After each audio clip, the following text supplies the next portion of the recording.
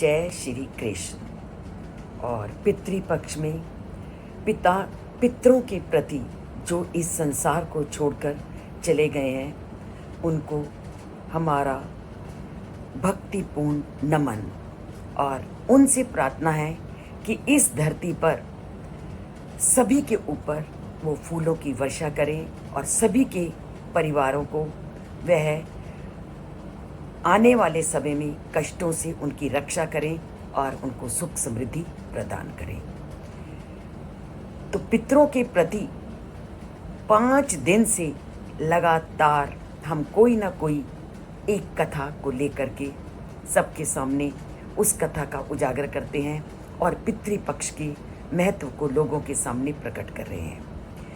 आप जब भी घर में किसी ब्राह्मण को इस पितृपक्ष में या किसी को भी भोजन के लिए निमंत्रित करते हैं तो बड़े ध्यान से देखिए कि वो पंच बलि पहले निकालते हैं। उन पंच बलि में से हमने किस किस का अभी वर्णन किया। कौवे की बलि के बारे में, गाय की बलि के बारे में कि गाय को हम जो दान देते हैं या भोजन खिलाते हैं, कौवे को किस लिए भोजन खिलाते हैं, कुत्ते को किस लिए भोजन खिलाते हैं इत्यादि। और उन पंच बलि में से कुछ हम देवता के लिए भी अर्पण करते हैं। पर हमारा एक वर्ग और भी रह जाता है कीड़े मकोड़ों का, और जिसमें हम चींटी को बलि देना, चींटी को के लिए भोजन देना भी हमारे शास्त्र ग्रंथों में इसका विधि विधान से वर्णन किया गया है। क्योंकि हिंदू परंपरा में श्राद्ध के दौरान हम भोजन का कुछ भाग चींटियों को देते हैं और चींटियों को देने के विषय में अनेक तथ्य हैं कि चींटियों के को दिया गया भोजन है वो हमारे पूर्वजों तक जाता है। और इसके पीछे सबसे बड़ी आस्था क्या है जो हम गीता में पढ़ते हैं, और गीता में क्या कहा गया है, एकम सद विप्रा बहुधा वदंती। ये हमारे वेदों में वर्णन किया गया है कि मूल रूप से तो परमात्मा एक है और इस धरती पर जितने भी जीव हैं उसमें उसका निवास है।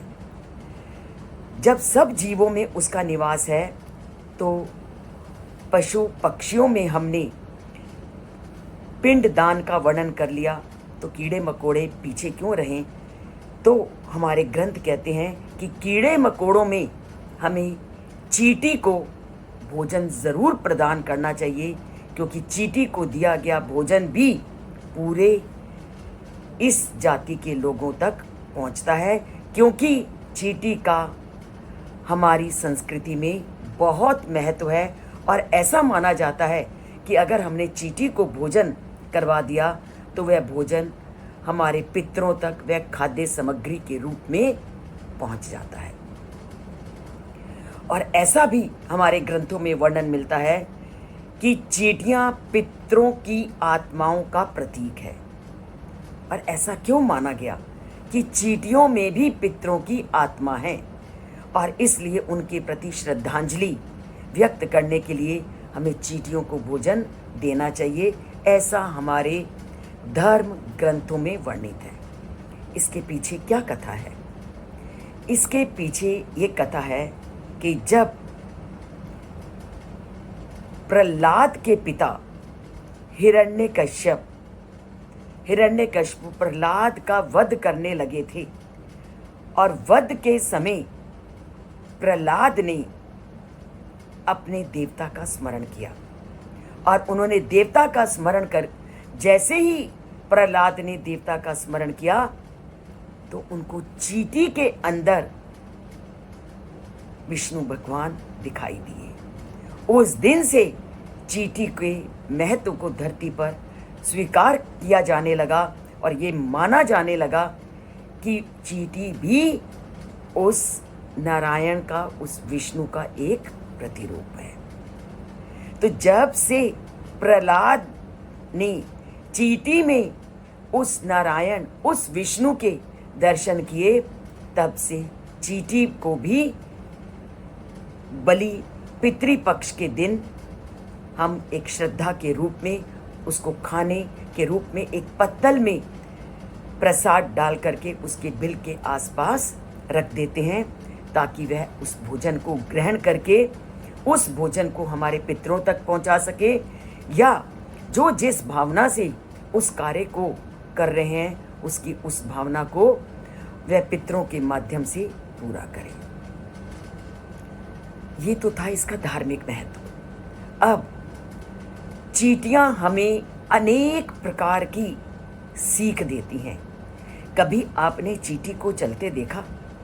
हमेशा चींटी एक पंक्ति में चलती है, एक के पीछे एक चींटी चलती है, और एक के पीछे एक चलने के माध्यम से वह संसार में एकता की भावना को सबके सामने प्रकट करती है और कहती है कि जो कोई बड़ा तुम्हें संदेश दे रहा है उसका पालन करो और उसी के अनुसार चलो, वह तुम्हें कभी गलत रास्ते में नहीं ले जाएगा।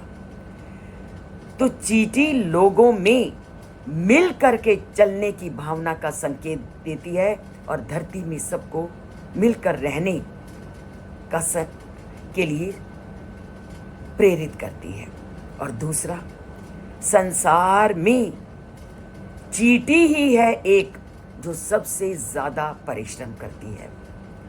और बचपन में सुमित्रा नंदन पंत की चींटी कविता तो शायद सबने सुनी भी होगी और पढ़ी भी होगी, और उन्होंने इस चींटी कविता में उन्होंने चींटी के परिश्रम का अद्भुत वर्णन किया है।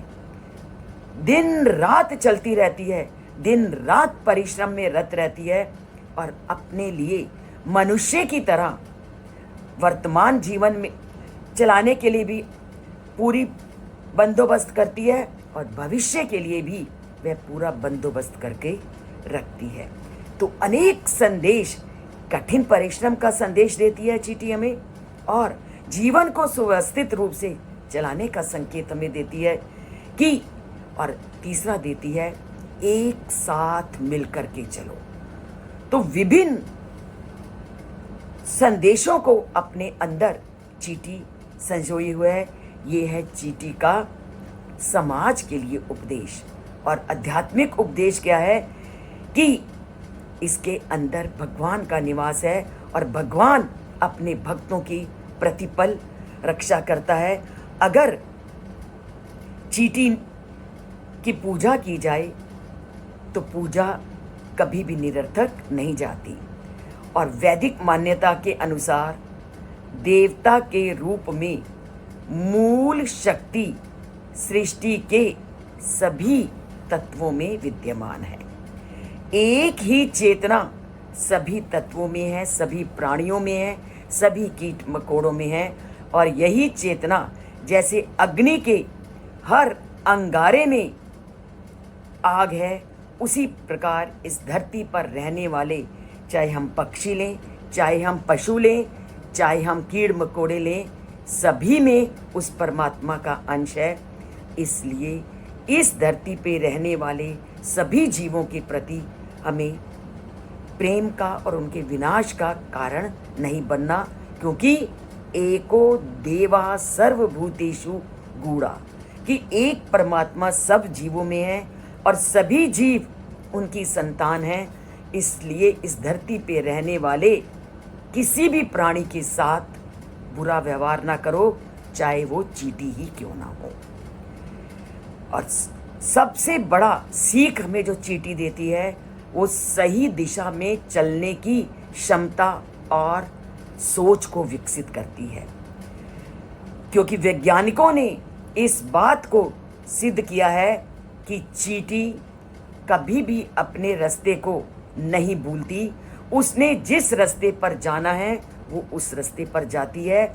और ये मानव के लिए बहुत बड़ी सीख देती है कि हमें भी उससे सीखना चाहिए कि हम भी जीवन में मिल कर के चलें, कठिन परिश्रम करें और धरती पर चींटी की तरह एकता के जीवन को अपनाएं और सभी प्राणियों में हम उस आत्मा को देखें और सभी प्राणियों के साथ एक जैसा व्यवहार करें।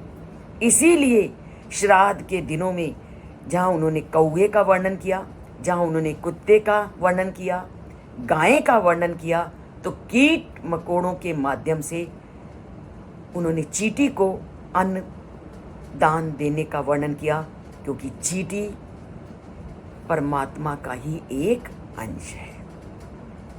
तो इन सब बातों को जानिए, समझिए और किसी भी प्राणी के साथ, चाहे कीट हो, उस और चींटी से छोटा तो कोई और प्राणी है ही नहीं, सबसे छोटे आकार की है और उसके बावजूद उसका दिमाग सबसे ज़्यादा तेज़ी से काम करता है और एकता के सूत्र में बंधी होती है। तो हम भी एकता के सूत्र में बंधते हैं, हम भी चींटी की तरह कठिन परिश्रम करते हैं, निरंतर परिश्रम करते हैं तथा लोगों के एक साथ अब मिल करके जीने की कला को सीखते हैं। और इसके लिए चैनल से जुड़ेंगे तभी तो कुछ बातों को आप ग्रहण करोगे। और चैनल से जुड़िए, क्योंकि ये चैनल किसी धर्म से नहीं संबंधित, ये केवल ज्ञानपूर्ण तथ्यों को आपके सामने प्रकट करता है और सबको एकजुट बांधने का प्रयत्न करता है, ताकि धरती पर रहने वाले सभी व्यक्ति शांति से रह सकें, सुख का अनुभव कर सकें और जीवन यापन को अच्छी तरह से चला सकें।